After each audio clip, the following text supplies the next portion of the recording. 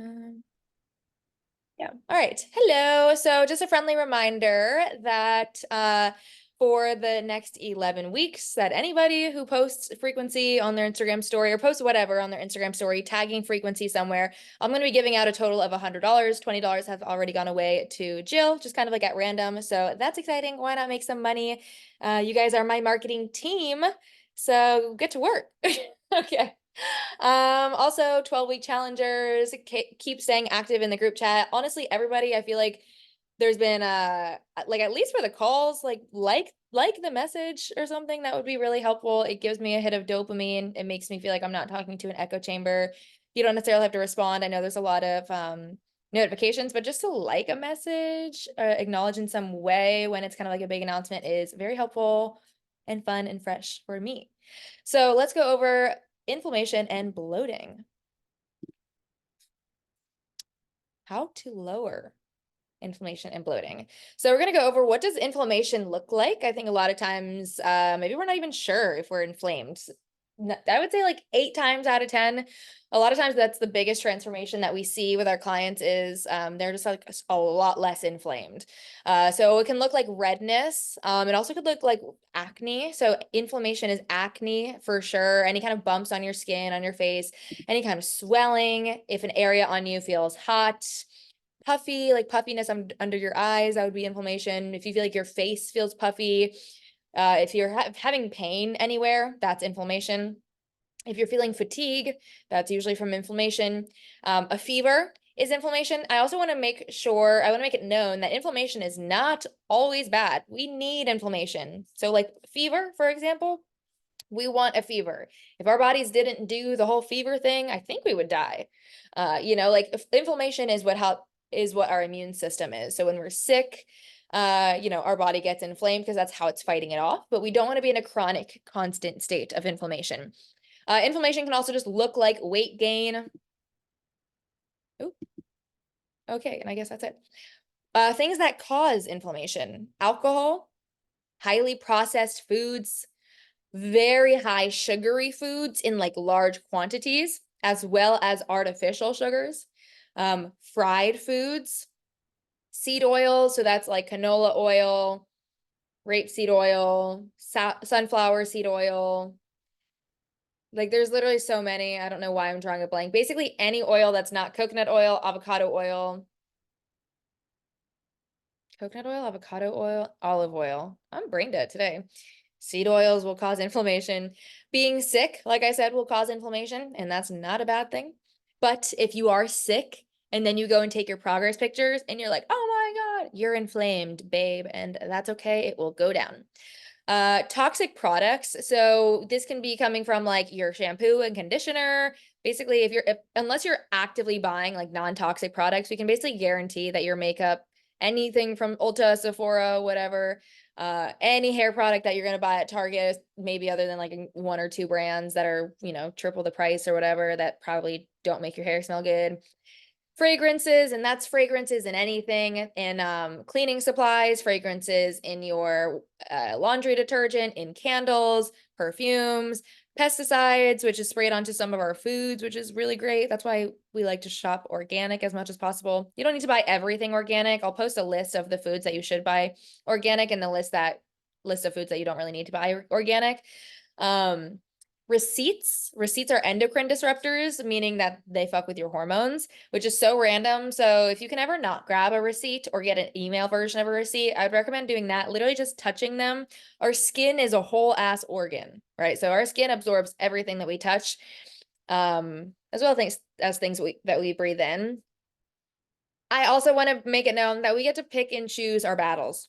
I love me some MAC concealer and foundation. Okay. I love me some Chanel toxic ass perfume. Pick and choose your battles. Stress 100% causes inflammation, and that's what we see half the time. I also want to point out that all of these things that are causing inflammation are causing stress in the body. So stress and inflammation are like one of the same things. That's why when we prioritize stress management with frequency, it's not just if you're feeling stressed or if you have a stressful week or a lot going on, we can basically guarantee that you're probably having some of these things happen, right? So that's why stress management is so fucking important to like balance out those scales, because we got a lot of stressors, things that are causing inflammation in our body, as well as poor sleep. That's a huge factor of inflammation. So if you're sleeping like shit and then you go and take your progress pictures or you feel puffy and bloated, that's what's going on. Also, traveling. Do not travel and then weigh yourself right after, whether you're going on your trip or coming back, whether it's a long drive or a flight. So just being in higher altitude in general. So literally, if you just go on a hike and you end up in higher altitude, I also think it works the other way. Like I think if you go down, changing up your altitude will cause inflammation. It's not the end of the world. You're not bad. You're not sick. You're not, going to hell if you get inflamed. But I think it's really powerful to know, oh, this is just my body being inflamed. It will go down. Does not mean I need to slash calories or do excess cardio. In fact, high intensity cardio causes inflammation. And again, there's pros and cons to doing some cardio, right? But that's why I like walking. That's why I like steps, because it keeps inflammation low. So things that reduce inflammation, whole foods, especially omega-3s, which are found in salmon, flax seeds, walnuts. A lot of fish is really good for lower inflammation. Lots of fruit, majority of veggies. Yeah. Stress management practices will instantly reduce your inflammation. Like literally, you could go into a yoga class and come out, and if you take a picture of yourself before and after, you could literally see an inflammation reduction. As well as some herbs and spices like turmeric, ginger, garlic. These can be really used in medicinal ways. Regular exercise will reduce inflammation. Good sleep.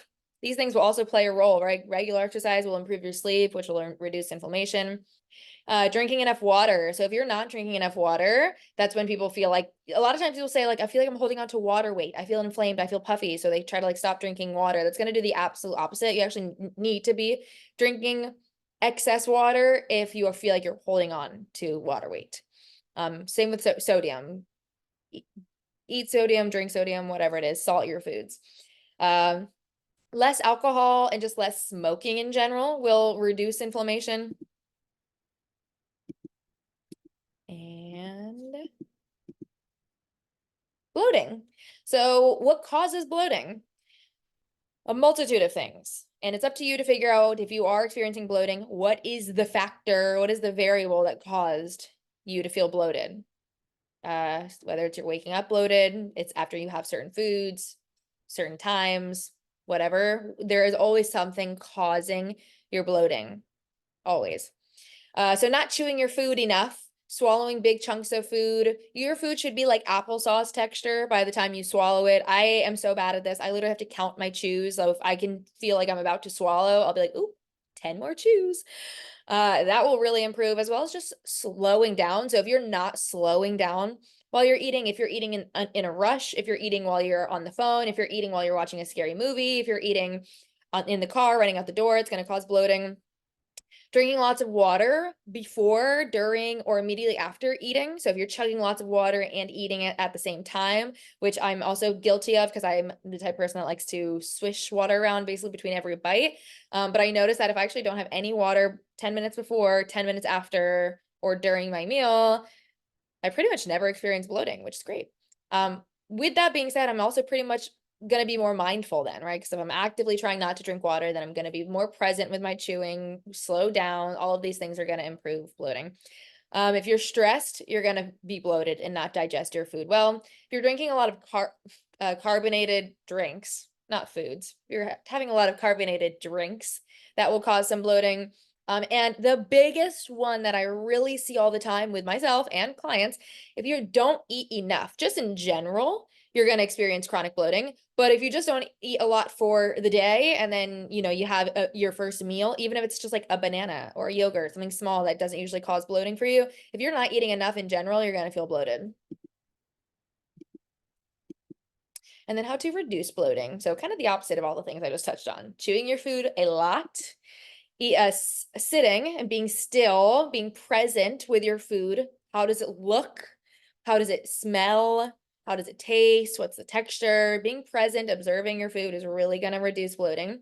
As well as, and I recently learned this and I found it so interesting, as well as like, it totally makes sense. But if you like cut your food, prep your food, cook your food, even just look at your food for like me, I don't know, maybe like a minute or 5 minutes before you actually are ready to eat it, you start producing saliva, and saliva is the first thing that it's like a certain form of saliva that comes out when your eyes see food to start preparing for the breakdown of food. So it's the very first step in digestion. So obviously not all the time. A lot of times my food is prepped.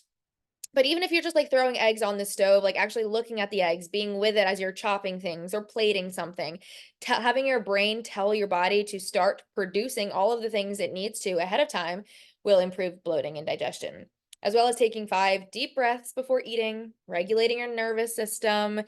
Just a couple exhales will change a lot about how you digest your food.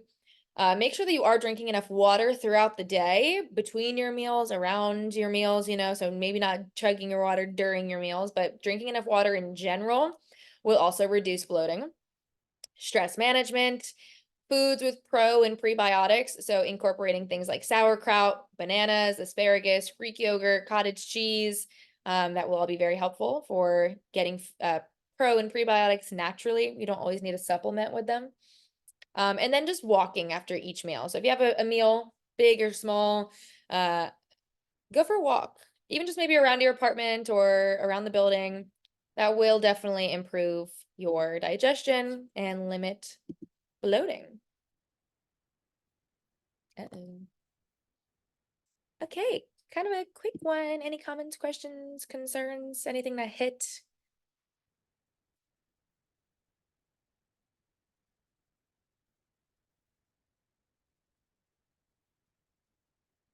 Lit. All right, you guys. Well, thanks for showing up. No questions. Thanks, Melina. Love that feedback. All right. Well, you guys have a lovely rest of your Wednesday, and I'll see you next week. Bye.